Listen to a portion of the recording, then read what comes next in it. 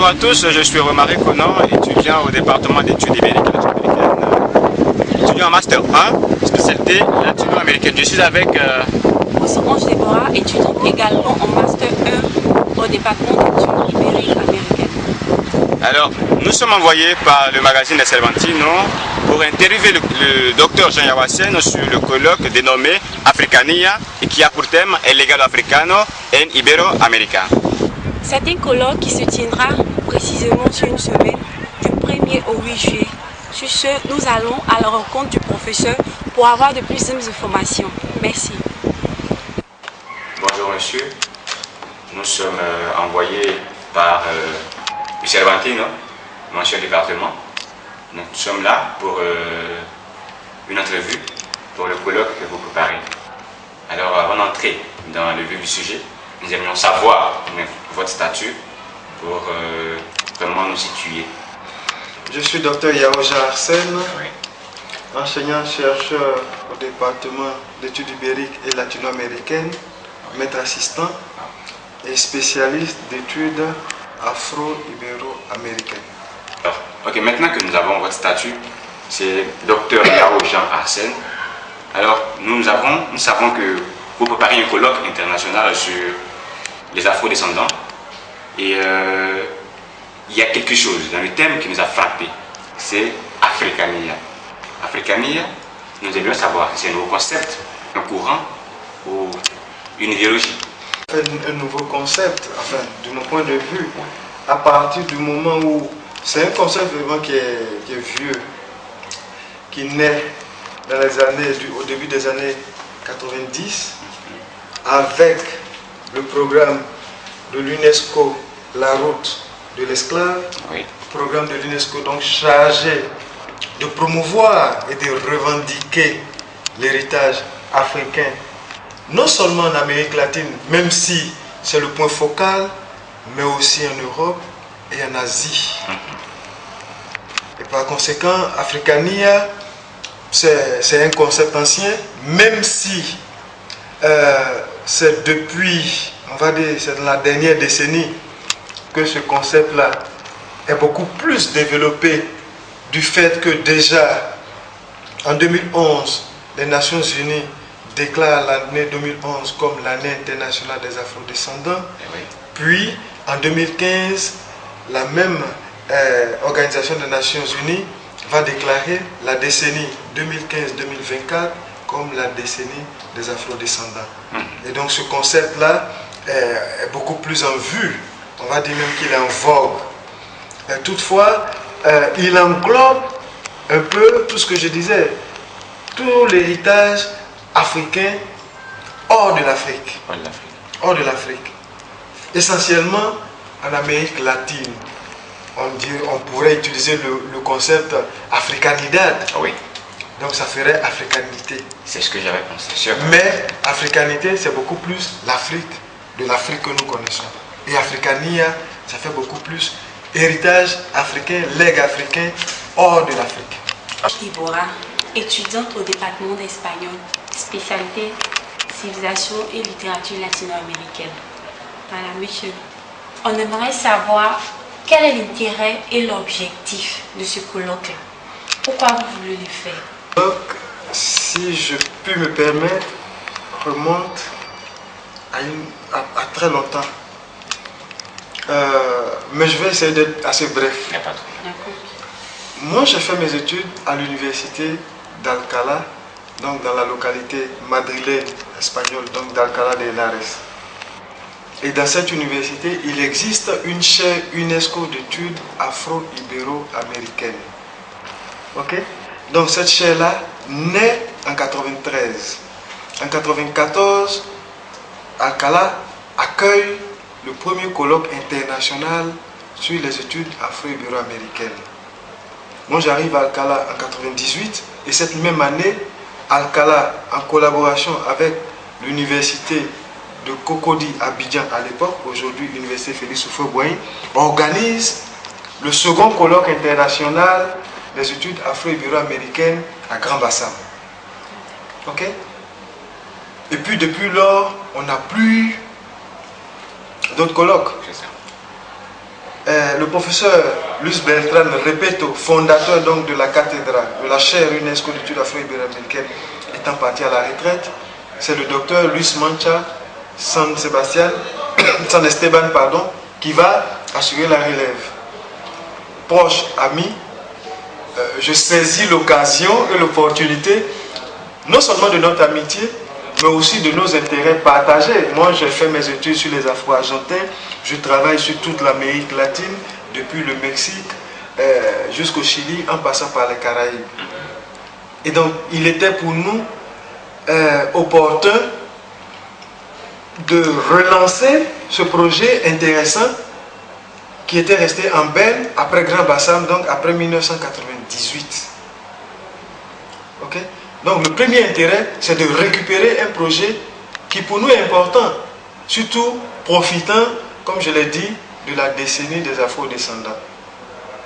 Ça, c'est le premier intérêt. Et puis bon, l'objectif, c'est de promouvoir les études afro-ibéro-américaines, non seulement en Espagne, ni en Amérique latine, mais en Afrique, on dit afro-ibéro-américain.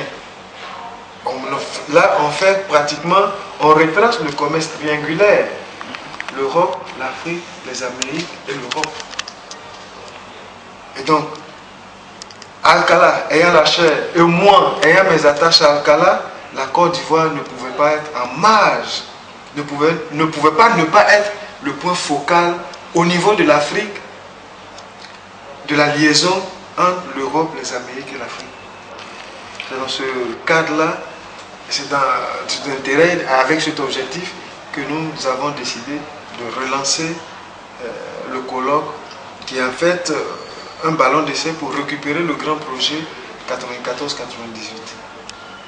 Vous avez dit que le premier colloque a été fait, lui à Alcala, mais il y a eu une exposition aussi internationale à Grand Bassam. De l'année de Grand Bassam jusqu'à maintenant, ça a été vraiment une longue période de silence. Mais pourquoi c'est maintenant que, précisément, on parle des afro-descendants, vu que la souffrance de ces afro-descendants a commencé depuis des siècles?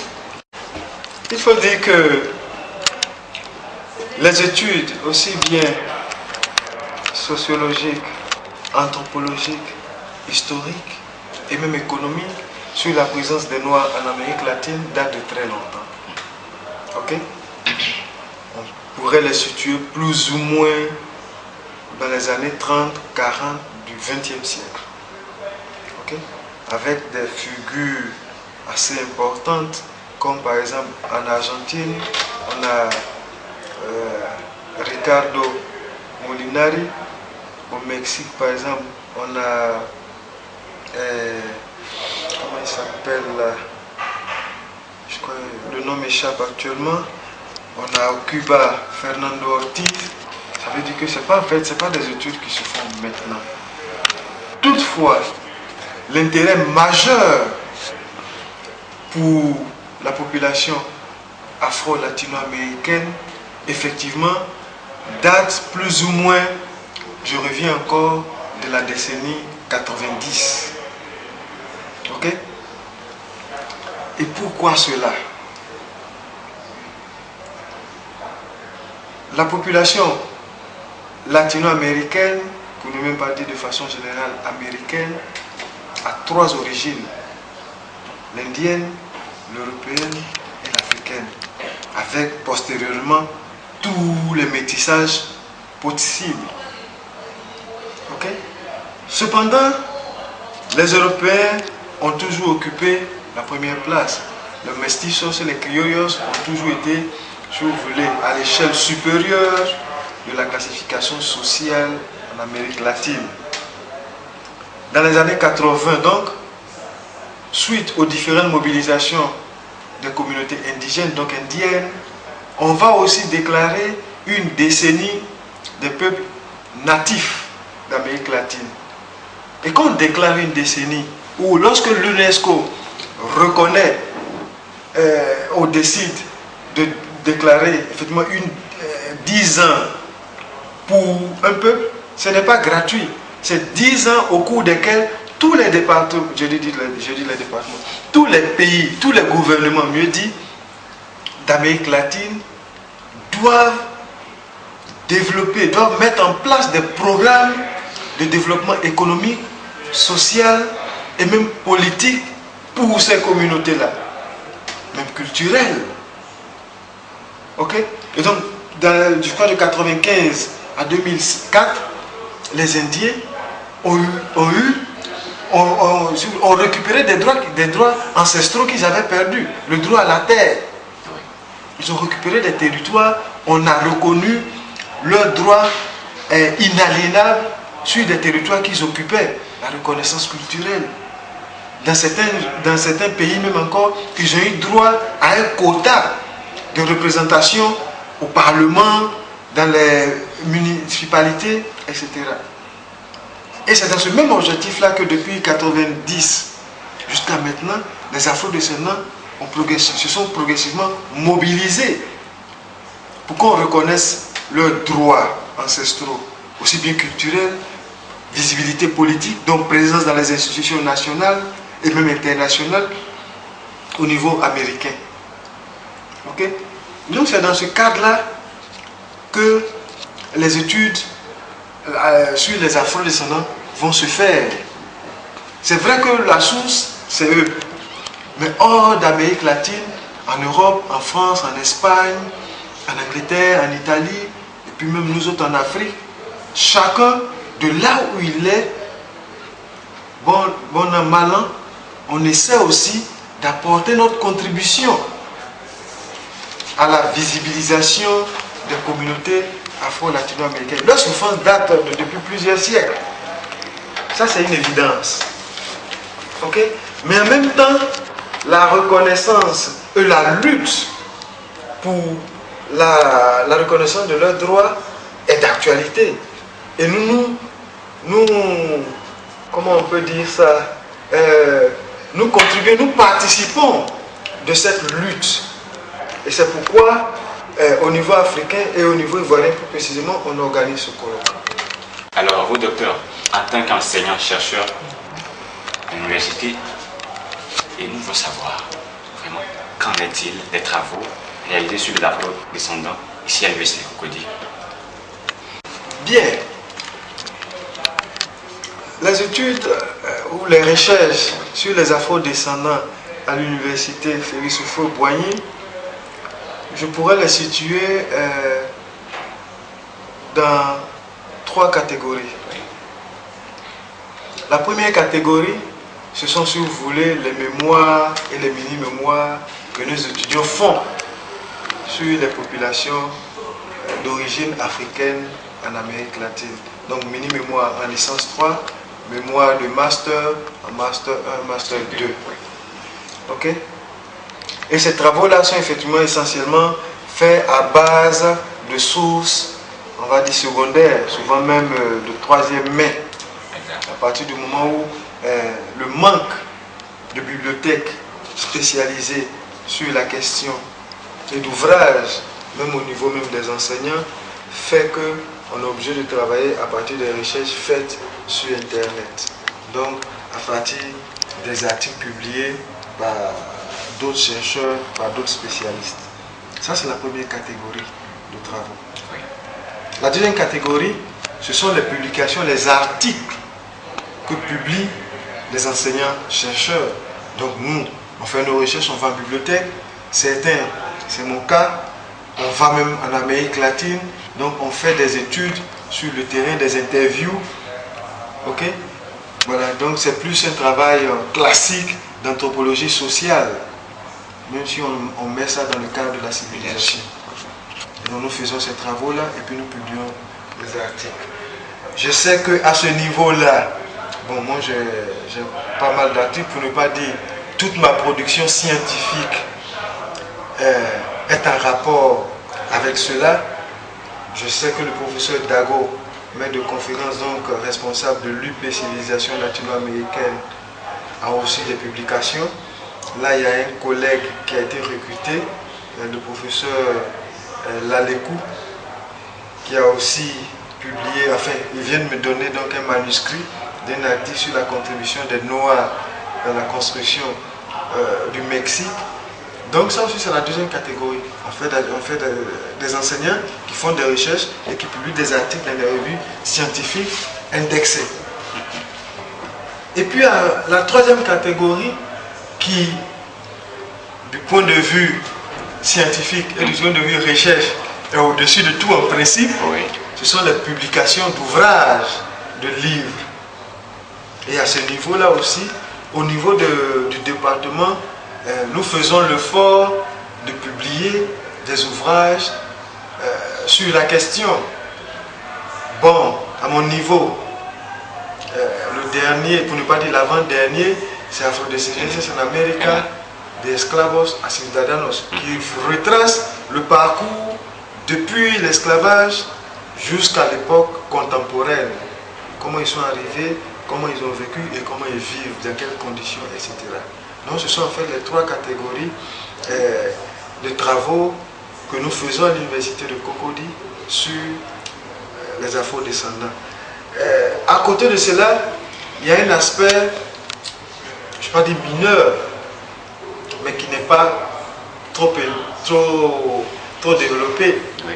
C'est que dans nos maquettes pédagogiques, surtout en Master 1 et en Master 2, il y a aussi des études spécifiques, des matières spécifiques sur l'étude des rythmes afro-américains, le syncrétisme religieux en Amérique latine. On a aussi les études sur le carnaval, donc des études culturelles, sur tout ce qui est culture d'origine africaine en Amérique latine. Et en même temps, on a aussi les questions identitaires qui abordent les questions d'identité, aussi bien des indigènes, des indiens, que des noirs, que des afro-descendants. Voilà un peu, si vous voulez, de façon succincte, en quoi consistent les études afro-ibéro-américaines au département d'études ibériques et latino-américaines de Cocody. Ok, d'accord, monsieur. Voilà, revenons au colloque. Nous parlons de Africania, el legado africano en América Latina. Voilà, quelles sont vos attentes vraiment sur ce colloque? Il faut le dire, c'est comme je disais, le dernier colloque international sur Africania, c'est depuis 1998. C'est vrai qu'il y a eu d'autres rencontres, un rapport avec la présidence africaine, mais disons sponsorisé par la cathédrale, il y en a eu très peu. Et donc, pour nous, la première attente, c'est que tout se passe bien à Cocody. Parce que l'objectif, c'est d'organiser et d'obtenir le soutien de la cathédrale UNESCO des Estudios Afro-Ibero-Americanos de l'Université d'Alcalá pour organiser une rencontre chaque année à Cocody. Avec, en bonus, si vous me permettez le terme, la présence de chercheurs, eux-mêmes d'activistes des droits civils d'Amérique latine. Pour cette année, nous avons 2 enseignants d'Alcalá qui viennent, mais si tout se passe bien, l'objectif c'est que par exemple pour 2017, 2018, etc., il y ait non seulement des enseignants d'Alcalá, mais aussi d'autres universités françaises comme l'université de Perpignan et comme aussi d'autres spécialistes comme par exemple mon très cher ami John Anton Sanchez, spécialiste anthropologue, recteur de l'université d'Esmeraldas en Équateur, entre autres chercheurs et spécialistes de la question afro-américaine. Donc la première attente, c'est que tout se passe bien pour qu'il y ait une continuité de cela, du colloque, qui ne deviendra plus un colloque, mais on parlera plutôt même d'un congrès, d'un symposium, d'une conférence internationale. En deuxième lieu ou en second lieu, l'attente c'est qu'effectivement ça intéresse, j'allais dire, la communauté universitaire de façon générale, mais plus particulièrement les étudiants et les enseignants-chercheurs du département d'études ibériques et latino-américaines. Et puis encore, je vais être plus pointilleux, tous ceux qui font l'option latino, comme on le dit chez nous ici, que ce soit littérature ou civilisation. N'oublions pas que quand on parle du legs, de l'héritage africain, il y a la littérature, il y a la musique, il y a les arts plastiques, il y a la présence sociale, donc activisme politique, société civile, il y a présence dans les environnements, dans le cadre économique, il y a la présence politique, etc. Donc c'est tout le monde qui est invité et mon objectif, c'est que cela intéresse toute la communauté académique et plus précisément les étudiants et enseignants de la spécialité latino. Ça, ce sont mes attentes. Si cela se fait, je pense que le reste, la continuité de la chose viendra de façon spontanée, pour ne pas dire pratiquement automatique. Alors, monsieur, quel mot vous voulez dire aux étudiants pour ce thème-là? Quel encouragement? Je pense que j'ai un seul mot à dire, mais qui a fait une phrase. Oui. Ok? C'est que ce colloque, ces collègues qui viennent de l'Espagne sont vos hôtes et ce colloque est à vous. Le fait qu'on puisse organiser ce colloque ici, avec la présence de spécialistes en la matière ici, c'est une opportunité à ne pas rater. En dernier lieu même, je dirais que je sais que c'est une opportunité pour vous, mais je vais plus loin. Le colloque a lieu le 4. Nous avons l'exposition du 1er au 8. Le 5, il y a une rencontre Master 2, étudiants de doctorat, avec les 2 conférenciers invités. Et le 6, là c'est le 5, c'est en salle 2B. Et le 6, il y a une rencontre Master 1, licence 3 latino, avec les 2 conférenciers invités en amphi 7. C'est pour dire que la rencontre ne va pas seulement se limiter aux conférences qu'on va donner, qu'on va prononcer le 4 au colloque, mais il y aura des échanges. Et ces échanges-là doivent continuer au-delà de ces jours 4, 5, 6. Voilà. Merci beaucoup, monsieur. Nous avons beaucoup appris sur la question. Nous pensons bien que ce colloque-là sera une réussite et vraiment va nous galvaniser. Voilà, sur nos recherches, parce que nous avons des mémoires à écrire. Et donc, je pense bien que ce sont des sources et orales et encore des sources premières que nous aurons, parce que les spécialistes en la matière seront là. Et donc, nous pouvons avoir d'autres arguments pour agrémenter vraiment nos travaux de recherche. Ok, merci beaucoup, monsieur, parce que vous nous permettez d'avoir une très grande porte ouverte comme ça. Et je sais que en tant qu'étudiant et toute l'équipe ici présente, on va tenir, on va saisir cette opportunité-là et on ne va pas la laisser passer. On aimerait vous remercier aussi pour votre temps que vous nous donnez. Vraiment, merci beaucoup.